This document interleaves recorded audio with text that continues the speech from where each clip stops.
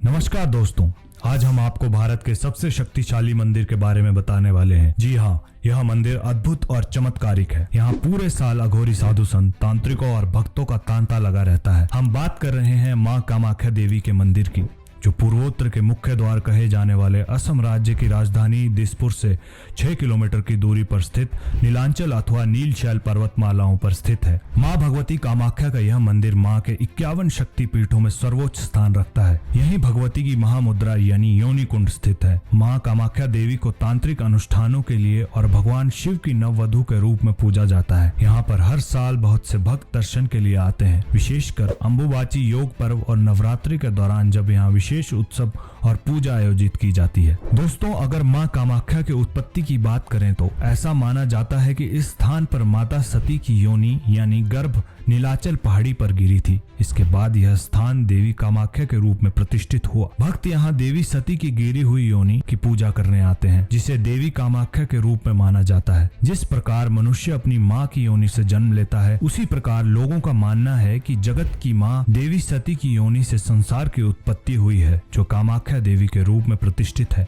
दोस्तों, आपको जानकर आश्चर्य होगा कि यहाँ माँ कामाख्या का कोई सामान्य मूर्ति या छवि नहीं है, बल्कि उनकी पूजा योनि पीठ के रूप में की जाती है। यह योनि पीठ मंदिर के गर्भगृह में स्थित है और भक्त इसे श्रद्धा और सम्मान के साथ पूजते हैं। कामाख्या मंदिर 3 हिस्सों में बना है। इसके सबसे पहले बड़े हिस्से में सभी को जाने की इजाजत नहीं है, जबकि दूसरे हिस्से में माँ कामाख्या के दर्शन होते हैं। यही वो जगह है जहाँ पर एक ऐसा पत्थर है जिससे हर वक्त पानी बहता रहता है। मंदिर का प्रमुख आकर्षण उसकी तांत्रिक पूजा विधियां हैं। यहाँ हर साल विशेष अनुष्ठान और उत्सव होते हैं, विशेषकर नवरात्रि और अन्य तांत्रिक त्योहारों के दौरान। भक्तों का मानना है कि माँ कामाख्या देवी के दर्शन से उनके जीवन की समस्याएं समाप्त हो जाती हैं और उन्हें मानसिक शांति प्राप्त होती है। इसके साथ ही इस मंदिर के कुछ ऐसे तथ्य भी हैं जो भक्तों को अचंभे में डाल देते हैं। दरअसल कामाख्या मंदिर ब्रह्मपुत्र नदी के किनारे एक पहाड़ी पर स्थित है, जो चीन, भारत और बांग्लादेश से बहती हैं। यहाँ पर जून के महीने में नदी का रंग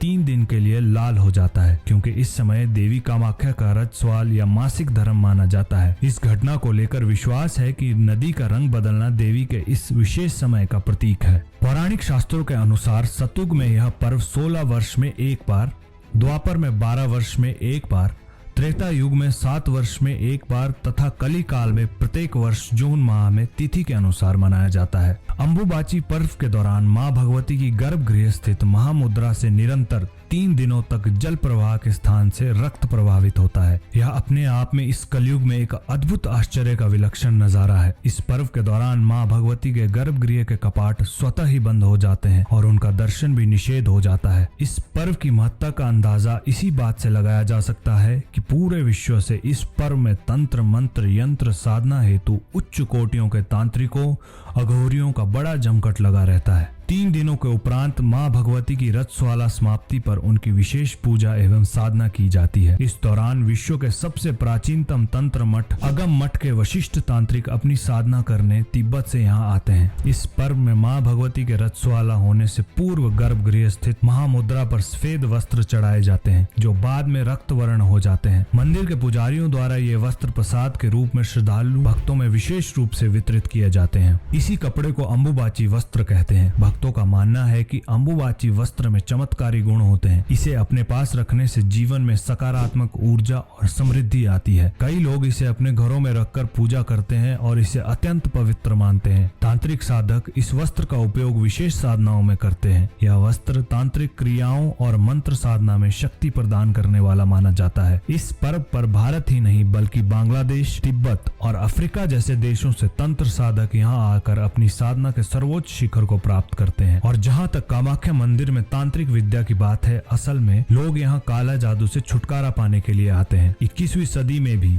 कई लोग इस समस्या से पीड़ित हैं और ठीक होने की उम्मीद से यहाँ आते हैं। साधु और अघोरी काला जादू या वशीकरण हटाने की पूजा करते हैं। यह अघोरी 10 महाविद्याओं के ज्ञाता माने जाते हैं। यहाँ पूजा काले जादू के कष्टों का समाधान करने के लिए की जाती है। कामाख्या मंदिर समस्या का इलाज करता है, न कि मानवता के खिलाफ विद्याओं का उपयोग। साधु और अघोरी बुरी आत्माओं से लोगों को मुक्त करने में मदद करते हैं। अगर हम मंदिर के इतिहास की बात करें तो कामाख्या मंदिर भारत के सबसे पुराने मंदिरों में से एक है और इसका इतिहास बहुत दिलचस्प है। इसे 8वीं और 9वीं शताब्दी के बीच मल्लेच्छ वंश के दौरान बनाया गया था। कहानी ये है कि जब हुसैन शाह ने कामाख्या साम्राज्य पर हमला किया तो मंदिर को पूरी तरह से नष्ट कर दिया गया और यह खंडर में बदल गया। कई सालों तक ऐसा ही रहा, लेकिन 1500 के दशक में इस मंदिर को फिर से खोजा गया। कोच वंश के संस्थापक विश्व सिंह ने इसे पूजा स्थल के रूप में पुनर्जीवित किया। उनके बेटे ने 1565 में इसे फिर से बनवाया और तब से यह मंदिर आज की तरह ही है। इस मंदिर का पुराना इतिहास आज भी इसकी दीवारों में छिपा है। अगर बात करें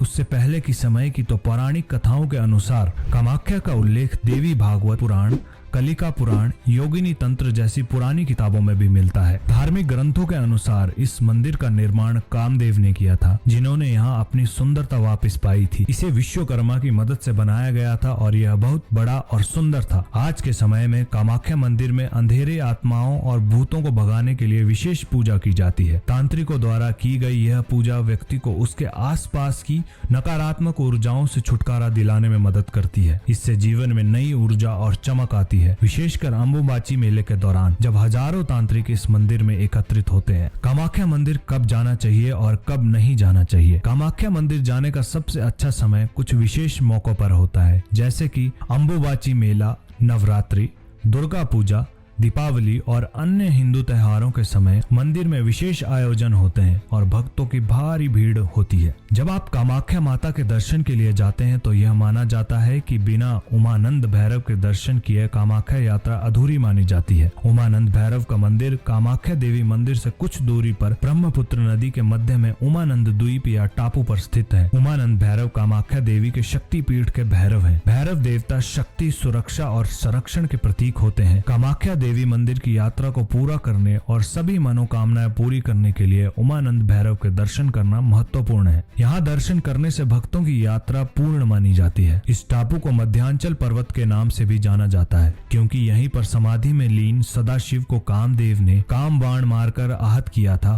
और समाधि से जागृत होने पर सदाशिव ने उसे भस्म कर दिया था। माँ भगवती के तीर्थ नीलांचल पर्वत पर भी कामदेव को पुनः जीवन दान मिला था, इसलिए यह क्षेत्र काम रूप के नाम से भी जाना जाता है। अगर आप कामाख्या मंदिर जाना चाहते हैं तो कामाख्या मंदिर जाने के लिए आपको गुवाहाटी एयरपोर्ट जाना होगा। इस एयरपोर्ट से मंदिर सिर्फ 20 किलोमीटर की दूरी पर है। यहाँ के लिए नई दिल्ली से लगातार फ्लाइट मिलती रहती है। यहाँ आकर आप मंदिर जाने के लिए बस, ऑटो और टैक्सी पकड़ सकते हैं। दोस्तों, प्रमुख कामाख्या मंदिर असम के साथ साथ हिमाचल प्रदेश में भी स्थित है। हिमाचल प्रदेश के उन्ना जिले के अंब में स्थित इस मंदिर को सिद्ध पीठ माना जाता है। यह मंदिर प्राचीन काल से प्रसिद्ध है और इसे माँ का तांत्रिक स्वरूप माना जाता है। यहाँ मुख्य कामाख्या पिंडी के साथ साथ तारा देवी और बगलामुखी पिंडी की भी पूजा की जाती है। बगलामुखी माता पर हमने विस्तार से एक वीडियो बनाया है, जिसका लिंक डिस्क्रिप्शन में दिया गया है, आप उसे देख सकते हैं। इसके साथ ही महाराष्ट्र और पश्चिम बंगाल में भी माँ कामाख्या के मंदिर स्थित हैं। हम कोशिश करेंगे कि उन पर भी एक डेडिकेटेड वीडियो लाएं। तब तक के लिए जय माता दी। आप हमारी वीडियो को लाइक और चैनल को सब्सक्राइब कर समर्थन कर सकते हैं।